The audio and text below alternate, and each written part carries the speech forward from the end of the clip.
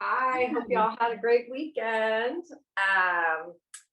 So it occurred to us last week, nobody knows like what we're doing here. Like how are we, why are we here? And yes, we're presenting topics and all that, but how did we get to this point that we felt like this is something we wanted to do and do it together? And also, how did we get to the point where we felt as if we might have something to offer? Does that feel complete, Claire?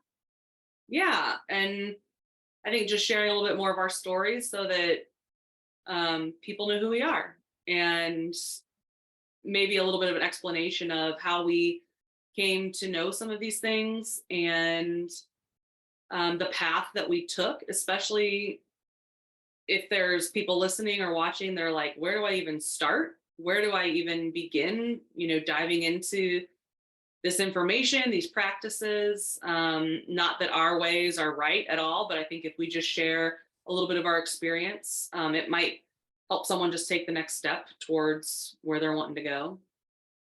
Okay, so with that being said, no one can follow my path, nor would anyone choose to follow my path.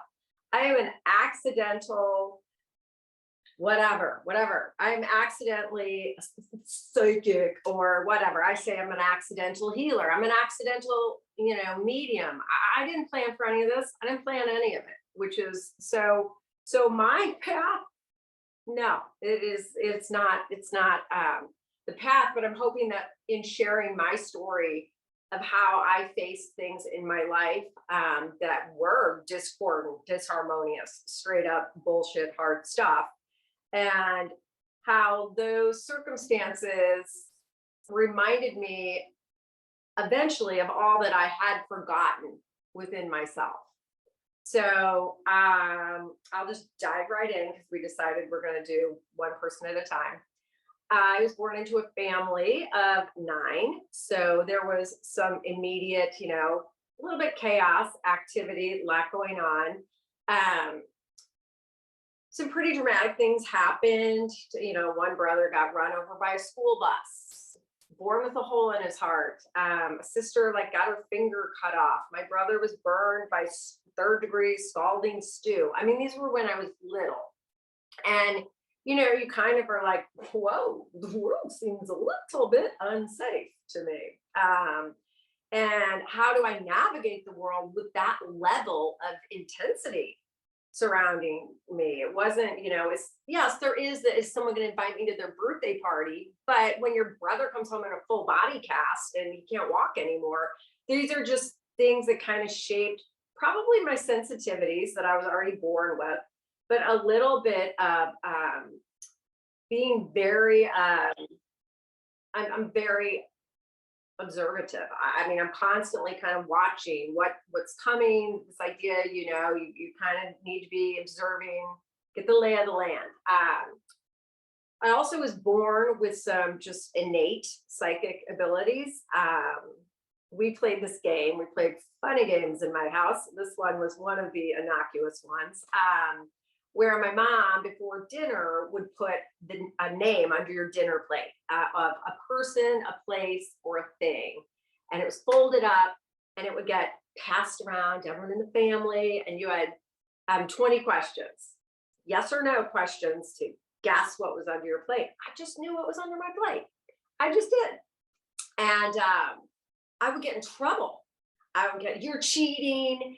How did you know? You must have. And I'm like, I didn't even know we were playing the game tonight because it was like that random. But that was kind of the beginning at me not trusting sort of these knowings that came in. I just knew. It was just a knowing.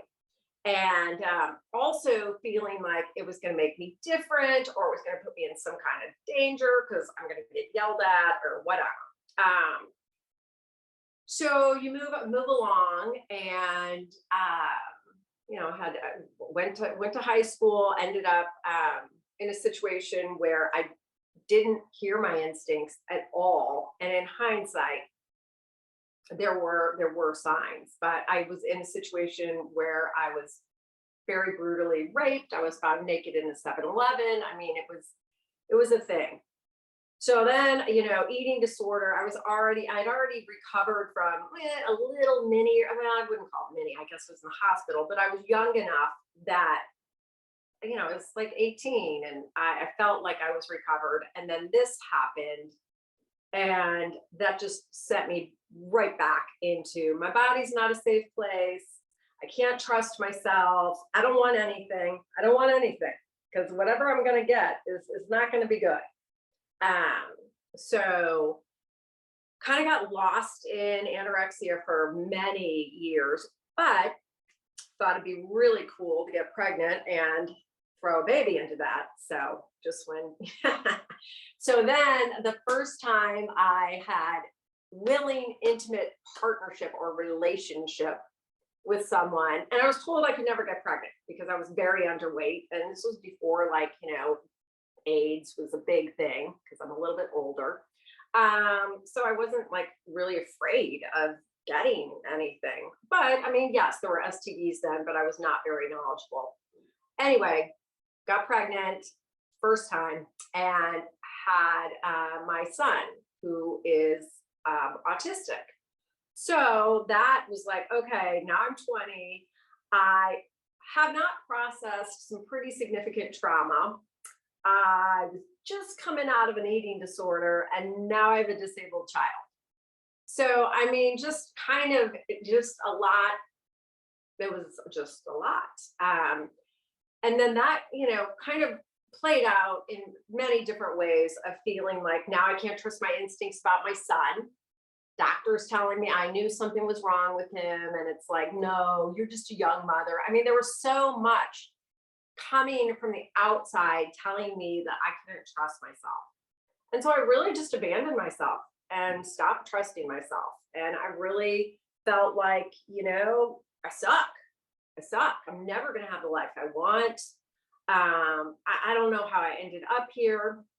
And that vibration of chaos, right, that I grew up in, you entrain to that vibration. That's just how it works. And so it's no wonder that I continued to find myself interfacing, creating something that was very destabilizing and very difficult, right? And it was so unconscious because I had abandoned myself. I was young. I didn't have the wisdom that you glean with time and different experiences. So, I mean, we can just say I had many years of that and then found out, cliche, husband, midlife crisis, banging the secretary, the whole thing. And even then, I kept thinking something's up, so much that it was kind of making me crazy. And it was not expected. Like you wouldn't have expected it, but something was so off and I could feel it, but I couldn't figure out what was off. And so then that like blindsided me. And now I have 3 kids at this point, and I had really struggled with my eating disorder pretty much the whole time. And this was actually a pretty pivotal moment in terms of me stepping into my power. When I found out that my husband, was having an affair, and I, called him out on it, and he wasn't forthcoming about that either. I was just like, you need to go. You got to get out of the house for at least 2 weeks because I don't want the kids to see me being unkind to their dad. And I don't know how kind I can be right now. So please just give me 2 weeks. And I really did a good job, I think, in those 2 weeks of, I think I did a good job. And I offered him forgiveness and said, go work on yourself. I've been struggling with my eating disorder for so long. I can't imagine how hard it's been for you. I want to take the time now to allow you to do the work that you probably need to do. I mean, we got married when we were 20. And he was like crying, thank you, and took the opportunity. He's going to take that opportunity, but that's not what happened. So he continued his unconscious behavior. And I felt like doubly betrayed. Like right now I'm coming from this place of heart-centeredness. I have made a decision. I'm never going to be sick with this eating disorder ever again. I'm not going to lose weight. I'm tossing out the scale. It doesn't matter. My kids need me. Like, this is go time. This is when you make a difference in your life, the life of your kids. And I served him with papers. He was surprised, but I was like, if you're not gonna get on the train of like, let's get well, I gotta get me and the kids off the train. And I said, I feel like you're a fish flopping around on the sidewalk and you won't let me bring you to water. At this point, even though I had exhibited like eating disorder on and off, I was healing. I mean, through all the work I was doing, I was facing a lot of trauma. I was, processing the rape, and, I suffered some family abuse, and, I was processing all those things. So it was becoming more and more clear to me that I had chosen a partner with the same degree of wounding, and, desire unconsciously for healing, but he just wanted to kick the can down the curb a little further, and we get to do that. But I was not going to do that. And so, Well, because do you feel like your eating disorder was like,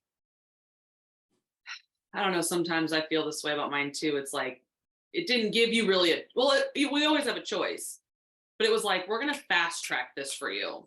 And it was like, even though it was hell, you kept having to go back and cycle back through the programs and the therapy and all that.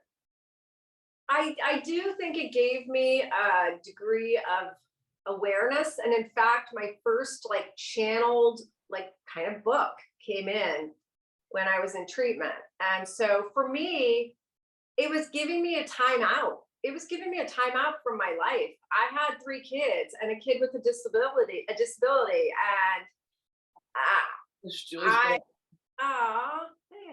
thanks, Claire. It's beautiful. It's like an allegory Yeah, well, thank for a you. woman stepping into her power. Yes, yes. So treatment afforded me time out because I couldn't see the forest through the trees in what was going on. I mean, there was so much chaos with Patrick. And, he was born in 1988. People didn't know they were talking about autism. I mean, nobody was talking about it. So there was not a lot of support at all. And it was me just trying to figure it out. I'm going to figure it out. I'm going to figure it out.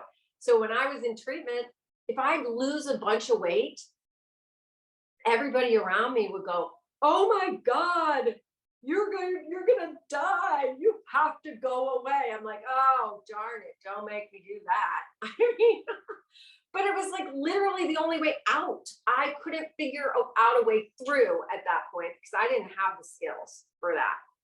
And I didn't have the healing yet.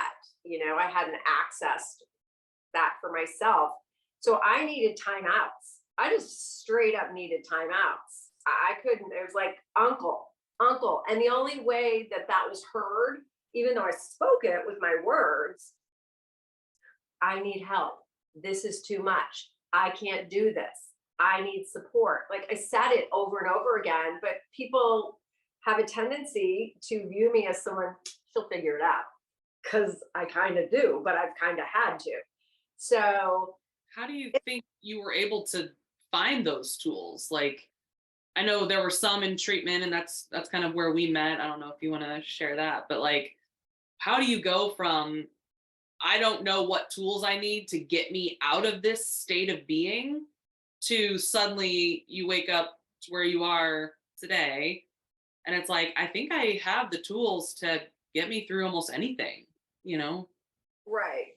I think it was practice, right? I mean, the universe gave me a lot of opportunities to hone these skills, practice, responding in a different way, and just coming to love myself and recognizing that I don't have to prove my worthiness. Everybody's not going to like me. I'm okay with that. I'm okay with that. I don't like everybody. I mean, I love everybody because that's what we do. We offer love, but I don't actually enjoy everybody's presentation in this life. And so I'm okay with a lot of that, but I've gotten a lot of practice. I mean, I feel like I've been on the, all right, like a video game, right? You're on level 1 and they throw 3 fireballs and 2 axes at you, and you fail that level like 25 times until you're like, I got that. And it's like, all right, you're on level 2. And then it takes you, and it's like this constant leveling up, but you got 30 fireballs now. And and you're like, jump, dodge, smile, send love, it's that. And then having such resiliency, like I think that has to be hardwired in. I mean, because so many people have said to me in my life, my family included, like, you're the most resilient human I've ever met.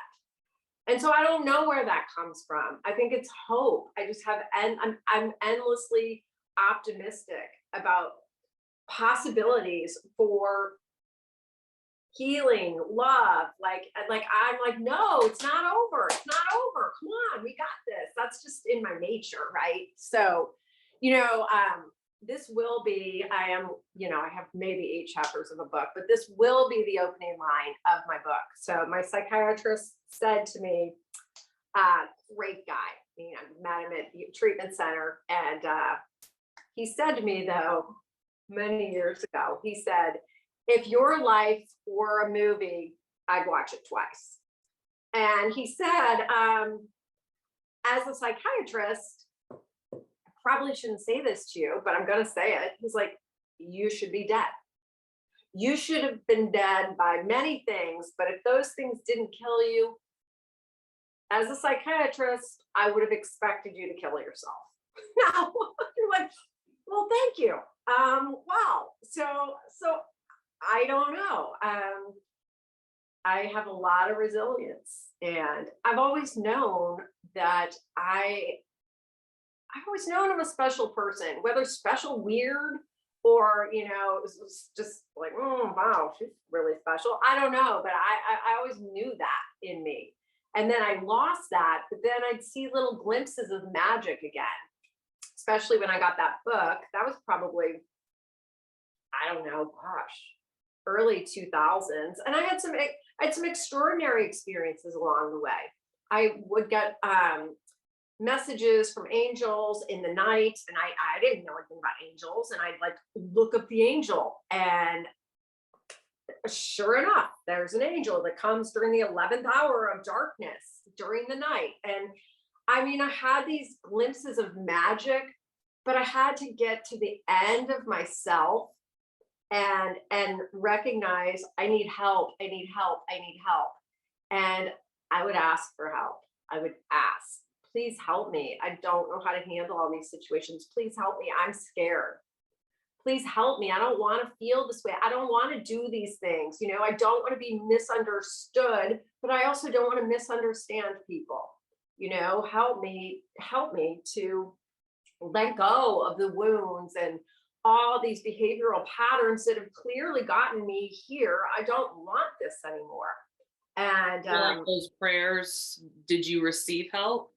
Oh, totally. I received help. I mean, I received help that would just like blow your brain. You're like, what? I can't even believe it. And so I was still married to Chip then, and he would see some of the stuff and be like, because I'd wake him up and be like, oh my God, blah, blah, blah. And even when I prayed for a miracle with this really loving, I was reading Course in Miracles at the time.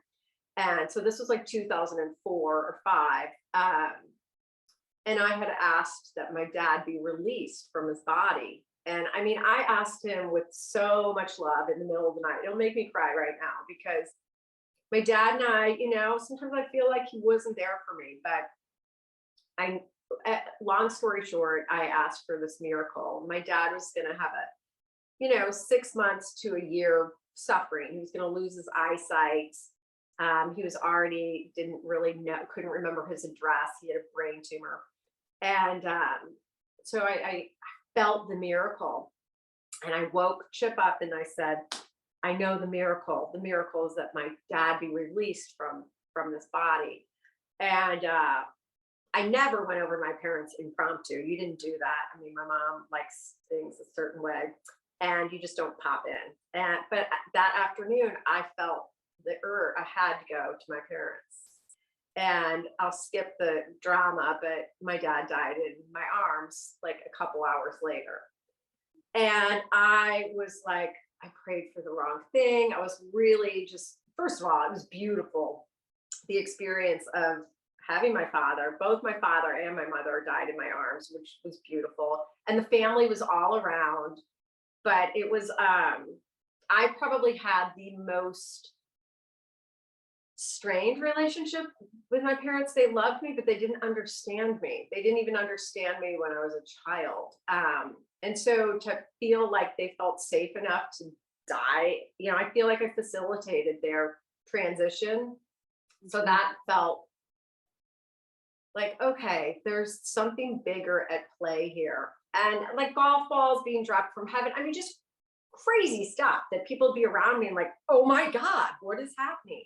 So yes, my prayers for help, prayers for assistance were answered. And that really cracked the door on what I believe to be possible in terms of assistance from these higher realms. I was like, anything can happen. They can like drop tangible objects. They can have a dolphin appear. I mean, just crazy stuff that it was, and then I started knowing what was going to happen. And so that just started then happening where I'd be like, oh, we're going to have a rainbow, at our wedding. That was my second husband. And he's like, what are you even talking about? And I said to the photographer, make sure you get a picture of the rainbow. And she's like, do you have like a rainbow prop? I'm like, no, there's going to be one in the sky. I mean, crazy stuff. So, and my second husband said to me, you're really special. God loves you. God loves you more. He loves you more than anyone else. Because that's not true. God doesn't love, I'm not any more special than anybody else. I'm just now open to receiving this. And I'm in such delight and awe of, it's like, oh. So fast forward through a lot of dark times with my daughter. She too went through a lot of trauma and illness and didn't know if she would be on walking this earth here today. That led me to some really, really long periods of grieving, loss, fear, and just deep introspection. At this point, I had the foundation of faith, connection, but it was dark, man. It was dark. I also had tumors in my throat, and I was down at MD Anderson. That came later, so I'll save that. So in this dark period, I decided to leave my second husband. It was clear that emotionally, he wasn't able to meet me in the way that I wanted to be met by my partner. And I also knew that it was, on an unconscious level, it was hurting my daughter to kind of just be in this environment where I think she was witnessing her mother not be respected or having the voice. It just, it wasn't good. So I left, and that was very hard because everybody around me was like, what are you doing? He was handsome guy, our chemistry was really great, very wealthy. So, I could do whatever freak I wanted. And it's like, why would you leave that? And I was like, he doesn't see me. And even the bigger and brighter I was like becoming, it was so threatening to him. It was just, so I ended up getting a message about the spinal cord. He was having problems with his legs, and I get a message that they're looking in the wrong place. Ends up saving his life and his mobility. I mean, these are like crazy stories, right? And it brought him to his knees, literally. He had emergency spinal cord surgery. And, it was literally a month before we were supposed to get married. And he had me sign this like really big prenup, like I was marrying him for his money. And his attorney said, no, he said, my attorney said, do you know how many women would kill to be in your shoes? And I looked at him, and this was before I saved his life, but I said, do you know how many men would kill to be in your shoes? Like, So whatever, it was values clarification for both of us, and I left and went into very dark time. My daughter was very sick and she was missing, and turns out she was like being held hostage. Like, it's insane. But I had the most miraculous moments in that. That was the darkest of times, like the darkest of times. And I would sit here in this condo and get up at 5 in the morning. And at that point, I already had developed a meditation practice, kind of to get me through my last year with my husband. And I meditated every day in that room in there. And one day, out of nowhere, I like, if you were like recording me, it'd be like a jolt of electricity, like boom, would come through my body. And that had happened in the past once or twice before. So and then I started just receiving and like stuff I didn't know. Like, at the beginning, it was stuff to help me heal, like, but then it turned into, I don't know, quantum physics. And I didn't know what GMO modified food was. Like, I was such a newbie. I was like, what do you mean GMO? What they're, and they would say genetically modified, and then they'd say God made only. I mean, they'd talk about man-made phosphates. I didn't know that was fertilizer. Like, I literally didn't know anything. I didn't know about Orion or Sirius or in the Andromeda galaxy. None of it. I had never read any like sci-fi. I've not seen Star Wars. I haven't seen any of this stuff. So, I mean, this information there was no way it could have been coming from memories of things that I read, because I'm like, I didn't graduate from college. Now they're talking about quantum entanglement, and then I need to learn more about, all of this stuff. And I'm like, huh? What are you talking about? Sound vibration, about light used for healing, about the formation of cancer. I mean, all kinds of stuff. Koch's postulate as related to bilocation. I'm like, who's Koch and what is a postulate? Like, seriously. So this is how it happened for me. And you can see how excited I get. Like, I literally would wake up so excited to come and sit at my table and receive messages. And the two really big moments that occurred in those 3 or 4 years. So it started in 2017, where I was writing down the messages every day. At one point they said, you can have your eyes closed and we'll just write through you, because I'd come out and I'd be like, I can't remember everything they said, because it was like be an hour, sometimes 2 hours of just like receiving information. In that time, I had some like spontaneous healing. So like my foot got very slammed in a door and was bleeding and swelling up. I have pictures. And then 12 hours later, nothing happened. I was in a motorcycle accident where I ran into a brick wall. I mean, the ambulance was there. I'm on the ground, where was I? Bora Bora. The next day, I'm in the like ship infirmary and whatever. I refused to go to the hospital, blah, blah, blah. But my sister's like, everything was gone. I had abrasions, bruises, everything. And she's like, dude, you're freaking me out. I'm like, I know, it's so weird. This is happening now. So that was pretty amazing. Prior to leaving my second husband, I had tumors in my throat. And I went to MD Anderson, and they said, we want to watch them for 6 months. We don't know how fast they're growing. The only thing is going to be radiation and then removing like your whole thyroid and the bridge. And so like, let's watch it for 6 months and blah, blah, blah. And I'm like, well, I'm going to send vibration through my throat, So I started chanting like, ooh, every day I'm chanting. And he was like, irate about this. It was annoying him. I'm like, excuse me, I'm trying to save my life. And he's like, well, you might need to do the regular things. I'm like, well, I'm going to try this. I went back to MD Anderson 6 months later, and they were like, And I know the day that it left. I could feel the day that it left. The energy dropped to the back of my neck, and it was so thick and tight, and it went up the back of my head and popped out through my crown. And I could talk then after that. I sounded like I've been smoking for 20 years once this started developing. So that was there were just so many things that were showing me this is real.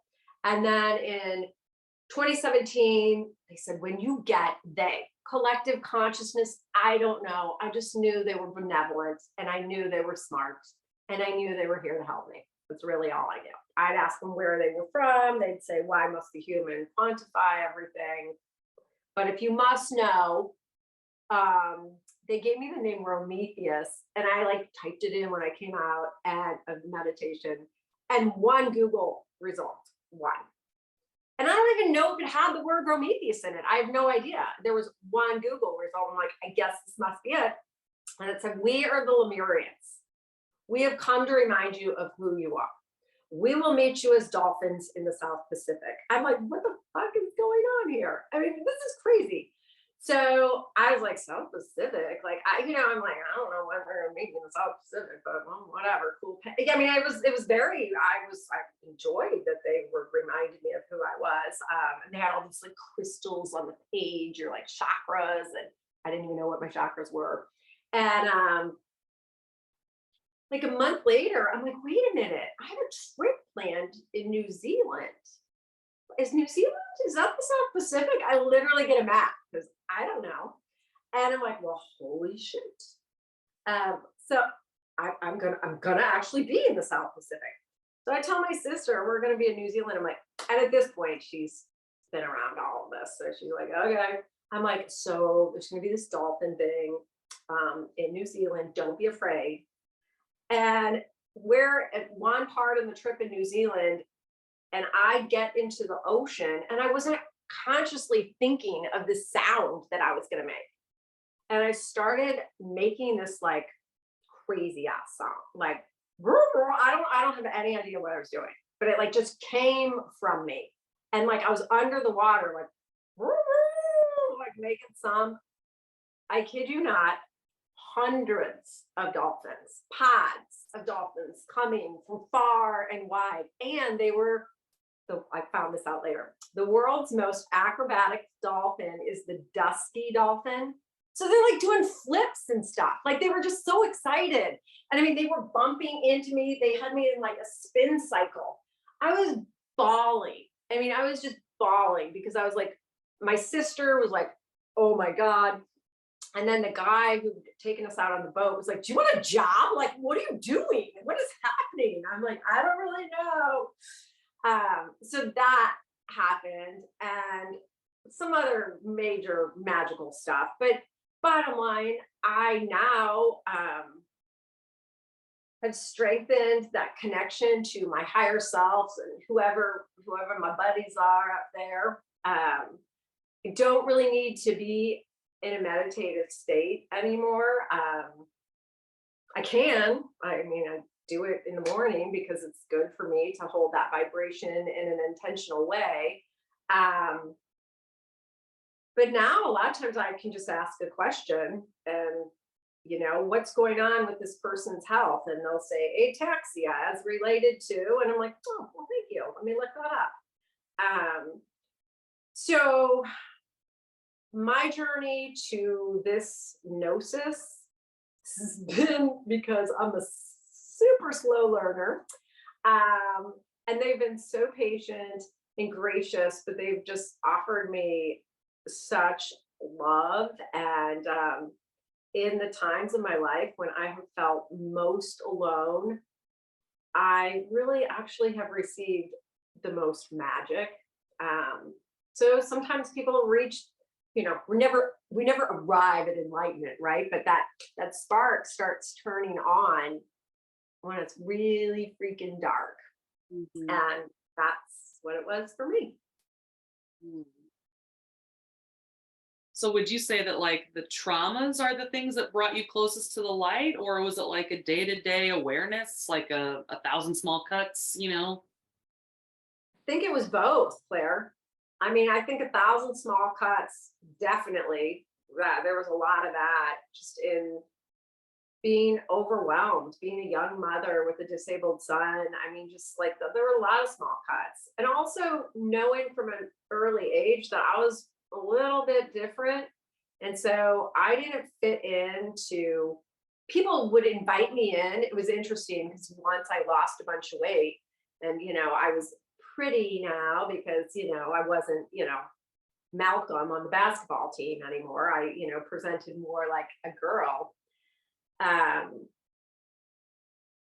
then people liked me, and then they invited me in, but then I didn't really trust people because I'm like, wait a minute, I was the same person I was before I was pretty. And so I don't know that I don't think I surely didn't trust myself at a certain point, but then I really stopped trusting the outside world too. So it was 1,000 small cuts, right, of like, I'm not the girl that's going to go hang out with 10 other girls. My experience for me personally is people either really love me and they're drawn to me, or they actually would like to poison me and never see me again. So, it's there's not a lot of in between. I'm a person, yeah, it's a love or hate thing with me. And so if I've been around groups sometimes where other people are kind of coming from their own wounds or forgetfulness of who they really are, sometimes I can get some slings and arrows. And so that's also been painful to not feel like I can find my tribe, where's your tribe? It's like, well, yeah, I've tried that many times. My tribe is not my family, bro. That's the way it's going to be because they are, we're at a point where we unconditionally love each other. I mean, and that is, I know that with every fiber of my being. Anyone in my family that they may not understand how I've gotten to where I am, and I may not understand some of how they're choosing to experience, their journey. We'd show up for each other every time. And so yes, a lot of small cuts and a lot of trauma. But I needed to reach the end of myself and this earthly, Julie 3.0 had to get to the end of Julie 3.0 to go, I'm gonna need some help. I need someone to help me install Julie 5.0. But if Julie 3.0 was working and everything was going fine, why would I have wanted this other expression or experience if everything was just kind of bumping along? I mean, I'm smart enough to get by, I'm kind of cute enough to get by, could have just gotten by. That was not the experience that I came to have. And some days I wish I had. I mean, I can look at other people and go, what would that be like? Like I can't even imagine.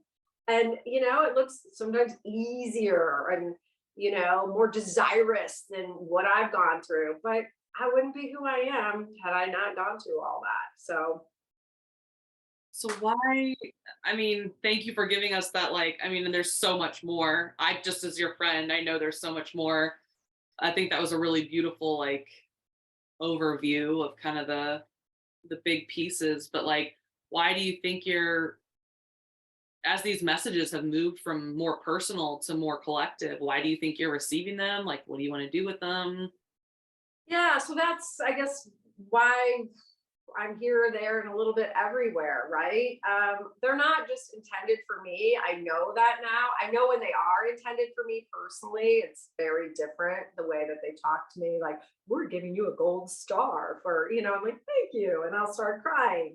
And then when it's for the collective, it's almost like the language is a little different. The way they talk is a little different. So I'm like, wait, this isn't just for me. And even a lot of messages I get now, I know what they're saying already. And it's like I already have integrated that, but it's like, no, it bears repeating so that others may hear this. And so I have felt like it was much like my book. What the fuck am I doing writing a book? I don't mean, I don't know what I'm doing. This is what I'm doing now. I don't really know what I'm doing. I don't know how to put up a website. I mean, I could figure it out, but it's not going to take me 9 times as long as it would take anyone else.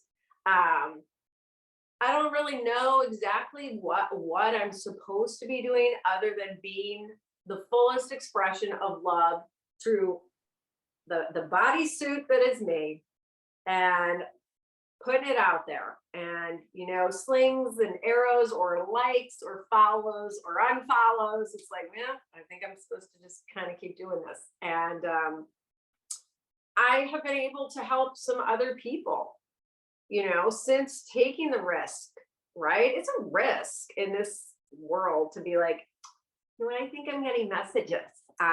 Like, oh, okay, crazy. Or who do you think you are? You think you're special? So it's a risk. And since I've taken some of those risks, I have seen that this gift, right? It's not just for me. When I'm able to sort of access it and offer it to other people, it's helping them. And I've been able to help some people. And that's like really all I really want to do. I mean, I want to like live in joy and have a lot of fun, but my life is I want to be of service. Like that is so important to me to have, if I interface with someone today, I hope they walk away and either go, gosh, I never thought of it that way, or like, it's really nice to see her, or that just made me feel a little happier. And gosh, if in any way my long and winding journey to and through healing assists someone else on that path, I mean, my life here will have been well spent. Mm. That's beautiful. Thank you. Thank you. Thank you. Thank you. And thanks for listening to my story. Mm. So much still left to be written. Yes, yes, yes. With a careful pen. Yeah. All right. Thank you. Thank you.